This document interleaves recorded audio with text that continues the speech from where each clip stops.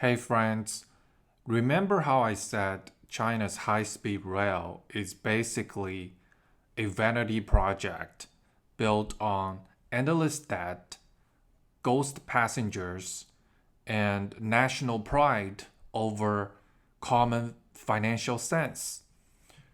Well, guess what? China is now exporting that same broken model overseas. And the newest victim? Indonesia.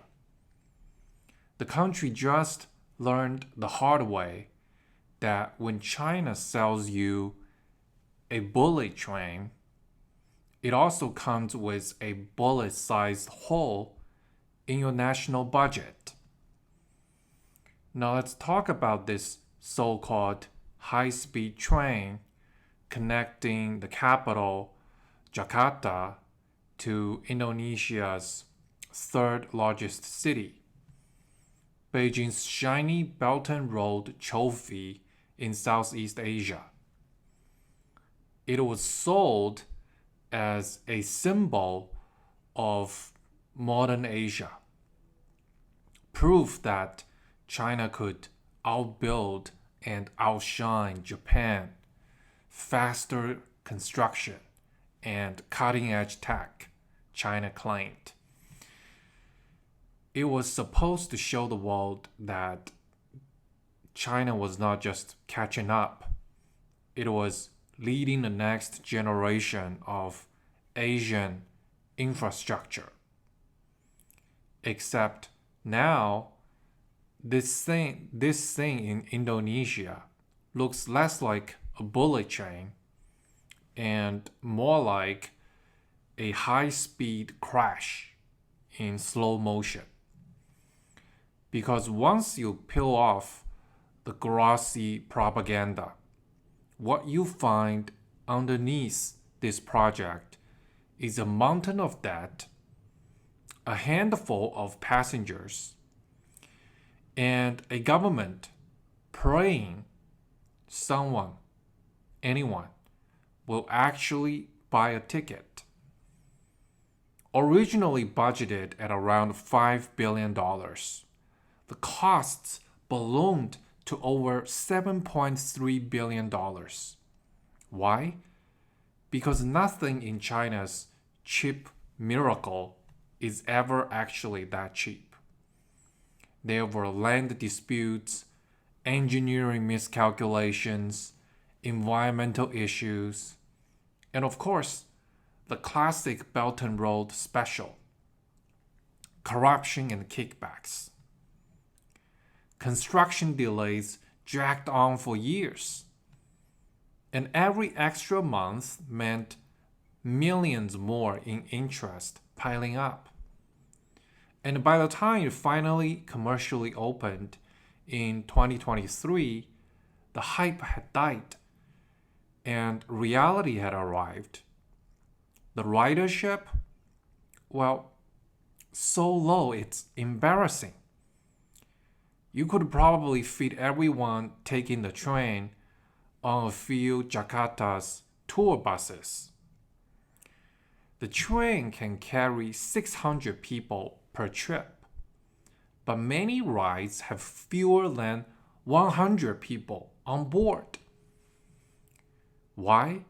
Because not many people needs to travel between these two cities, and the ticket prices are too high, costing around $25, while buses and regular trains cost a fraction of that. So for most locals, this train isn't a transportation revolution. It is a luxury photo op for the middle class. And the economics are just brutal. The ticket sales cannot even cover the interest payments on the Chinese loan, let alone operating costs. So now Indonesia is quietly renegotiating with Beijing, trying to stretch the loan deadlines, refinance the debt, and pretend that this is just a temporary difficulty. But make no mistake, this is the exact same pattern we've seen in Laos, in Nigeria, and Sri Lanka. All grand openings, glowing sideline, glowing headlines, and then silence. Once the cameras leave, what is left is just a financial time bomb. Now, here's the kicker.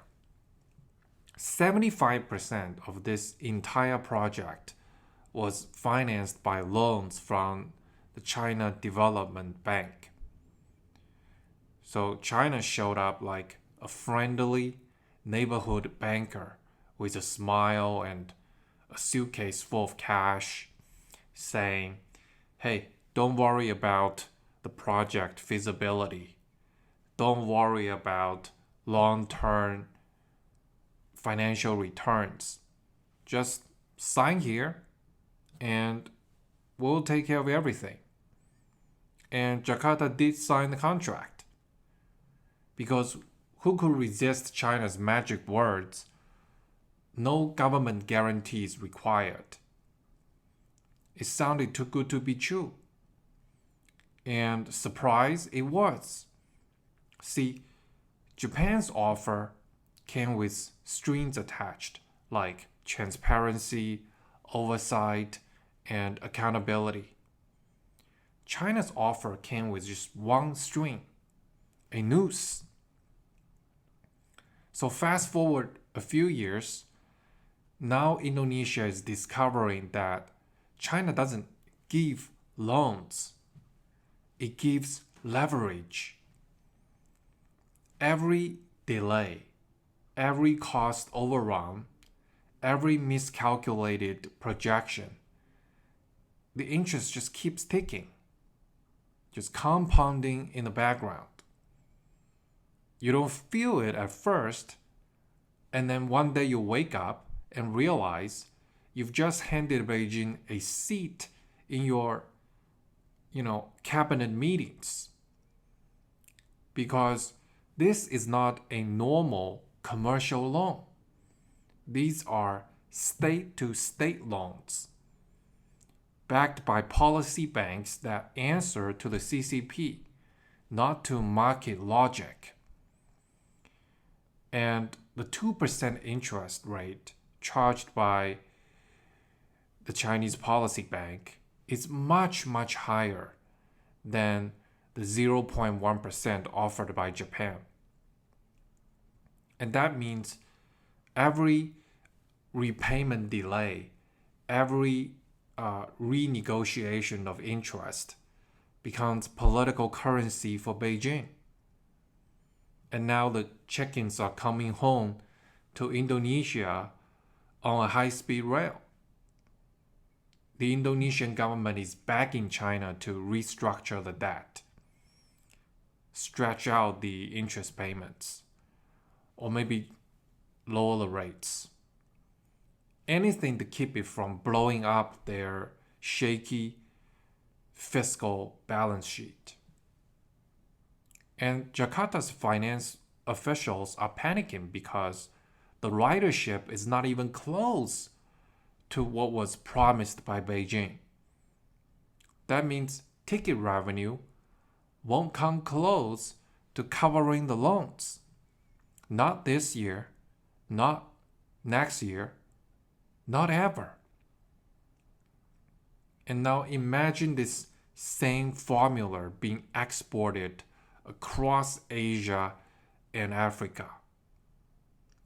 Build a flashy mega project, drown the host country in debt, and then show up later as the rescuer offering technical cooperation in exchange for influence, access, or assets. That is geo-economic colonization with Chinese characteristics. And what is really wild is that this is not an accident. It's the Chinese business model. China's domestic high-speed rail is already drowning in debt. Trillions of yuan in unpaid liabilities. And now the government needs foreign projects to justify the overcapacity of its state-owned rail firms. So China pushes these deals abroad, sells the illusion of success, and pretends these losses don't exist. They call it the Belt and Road Initiative. But really, it is a debt and regret initiative. And here is the tragic irony. This mess didn't have to happen because Japan actually proposed building the exact same high-speed rail years earlier. And the Japanese plan was detailed, transparent, and cautious with a much lower interest rate. They ran the feasibility studies, analyzed the ridership forecasts, and warned that the costs could spiral if it's done too fast. Their projection is steady returns, high safety, and long-term sustainability. What about China's pitch? Well, forget the boring math. We'll build it faster, cheaper, and we won't even ask for government guarantees. And Indonesia was dazzled by speed and seduced by Chinese slogans. What they didn't realize was that Beijing wasn't just building a train, it was building a trap. And fast forward to today, Japan's plan looks boring but brilliant, while China's fast and cheap miracle turned into a huge financial mess. So now, the Indonesian government is back at the negotiation table with China, trying to beg for loan restructuring and interest relief. This isn't new. I've talked about before how China's domestic high-speed rail miracle is a house of cards, sustained by massive state debt, empty stations, and again, no ridership numbers.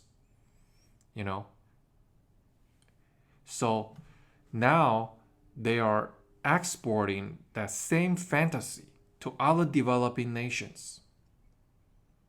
Countries that think they're buying progress when they're actually buying this dependency. Beijing claims it's helping the global south modernize, but in reality, it's just helping them modernize their debt problems. And China's model works like this.